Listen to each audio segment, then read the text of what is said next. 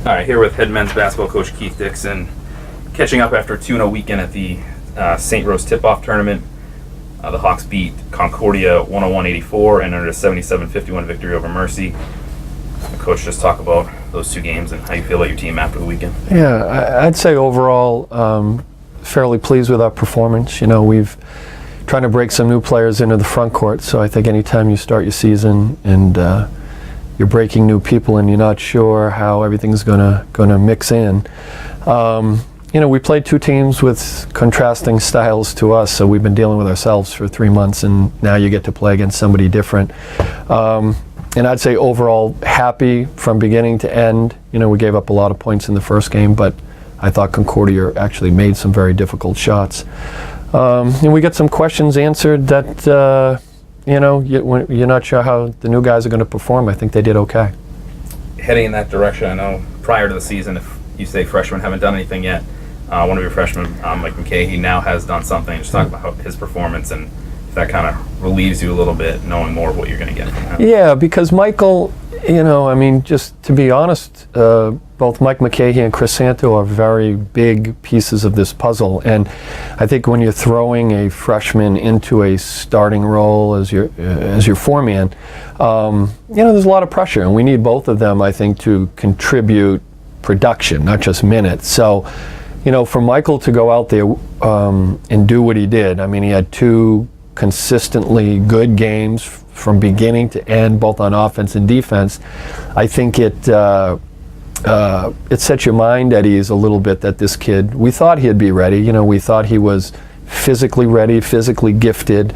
You're not sure how kids are going to play when the lights go on. And, you know, Mike did a wonderful job over the weekend answering some of those questions. So, you know, going into the season, the front court was really a concern of ours because you're breaking two new kids in. And I thought all four of them, you know, from Borelli to McKay to Santo to Woodhouse, gave us good minutes in both games. Happy with Borelli in terms of maybe gave you more, especially in the first game, more of what you've expected? Yeah, when you got here? Yeah. Dom is a really important piece of this team. You know, he's really been the backup five-man for the first two seasons of his career and has played, you know, limited minutes. I mean, but enough to say 15, 16, 17, 18, where you can, he's part of the mix. He's much more important now. You know, I mean, we're going to need him to play more minutes. His role has changed. And I thought Dom played well. You know, I mean, he scored more in the first game. But, you know, he rebounded decently both games. He's a junior now. You know, we think he's certainly capable of being a starting player in this league and giving us consistent production, and I guess this is the year that he's got to prove it, and if he can do it, I think we've got a chance to be a pretty good team. And then your backcourt, I mean, I guess you could argue who it starts with, but obviously Dino has been the leader on the court in terms of running the point. This year you had said earlier to me that you were looking for more scoring out of him, and obviously in the first game, 17 and 8.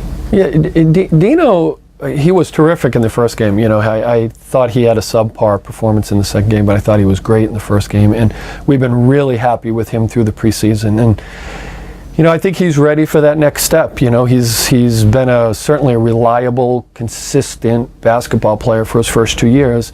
But we need him to take another step. You know, we love Dino. You know, we think he's terrific.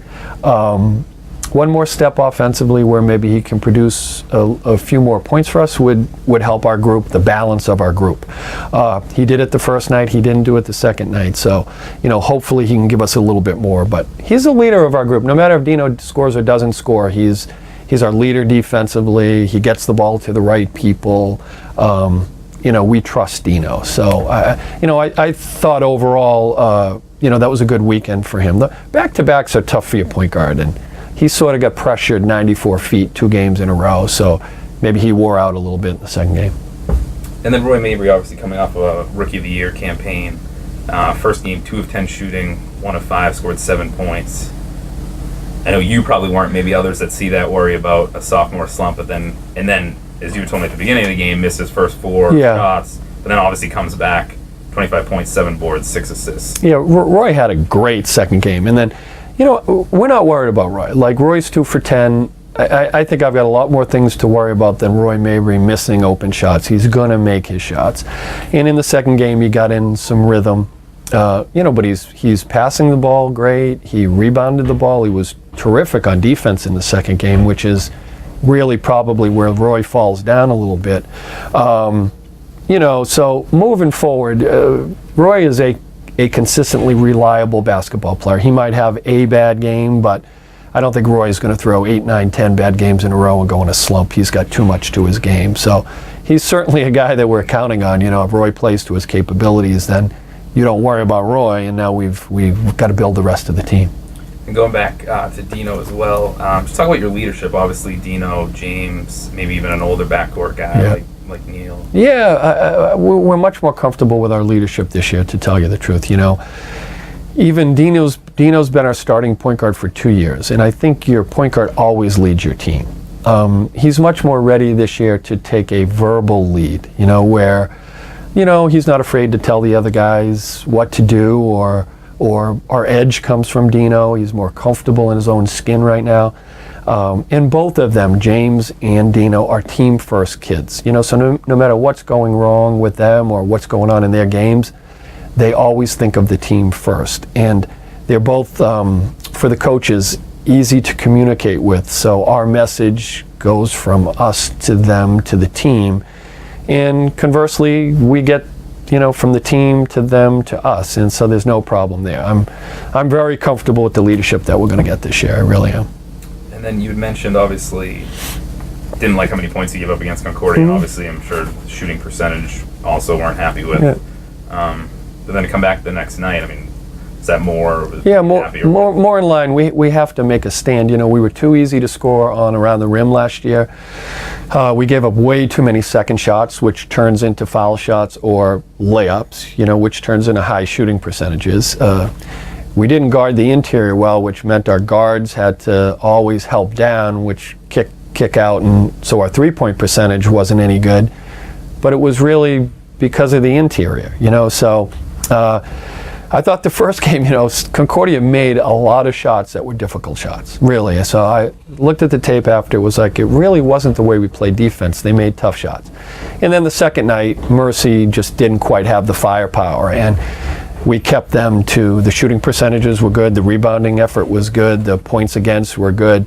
And I think if we're going to compete in this league, then that has to be more of the effort that we get on that end of the floor consistently, because I think we have the firepower to score points, and it's just we've got to keep people off the scoreboard.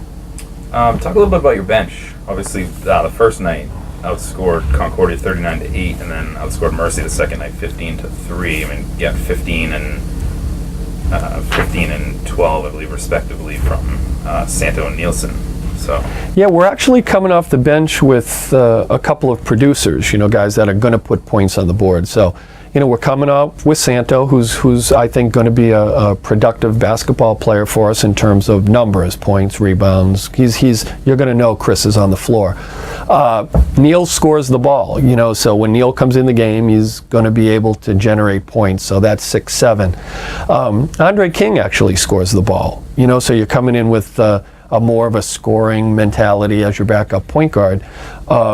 When we bring Quinn Woodhouse in, we're not expecting him to do that. He's really just trying to solidify our defense and help us run offense. And the 10th player that we've been using is Victor Joshua, who I think is going to be a productive basketball player for us too. So I think we do have some firepower coming off our bench, which I like. I like bringing kids in that, can help you produce something. And we're playing 10 right now, which is a lot. I'll probably cut it down to 9, and then as you move into the season, you get your core 7. But I'm pretty comfortable with the overall depth of this basketball team. Then wrap this all up. You get Stonehill here very shortly. Conference play starts already. Yeah. No rest for the weary. No. Just talk about your goals kind of for the season. Just what you're hoping. Yeah, we've got high standards in our basketball program. We've been good for a long time, and I have to admit, we fell down miserably last year with our team from beginning to end. I didn't. Even when we started winning games, and I didn't necessarily ever like the way we played. So from beginning to end, as a coach, when your team's trying to get better and fix your weaknesses, I don't think we did that. So I wasn't proud of our team last year. I want to put a team on the floor that we can be proud of, that plays the right way, that is going to fight you, that plays together, that consistently competes from the beginning of a game to the end. We've never been afraid of anything here. We're not afraid of losing. We're not afraid of going on the road. I think it's been our strength. And I think we've got a group here that thinks like that again, So I just want to be comfortable with my team. I want to put them out there, know we're going to play the right way. And hopefully by the end that's good enough to compete at the top of this league. It's what we're used to. It's coming in 10th is certainly not something the men's basketball program at St. Anselm has ever done. So I like this team. I really do. I think we've got really good potential. We might be a little short up front.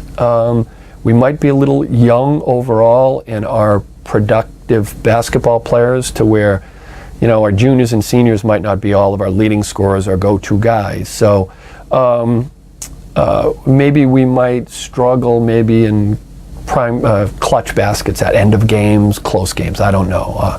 Because really you're going to end up going, looks like to Roy Mabry or McKahee or Santo or Borelli or Dino, for those big plays.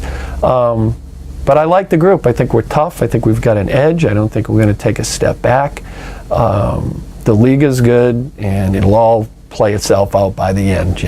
I think we'll be all right. Thanks, Coach. All right.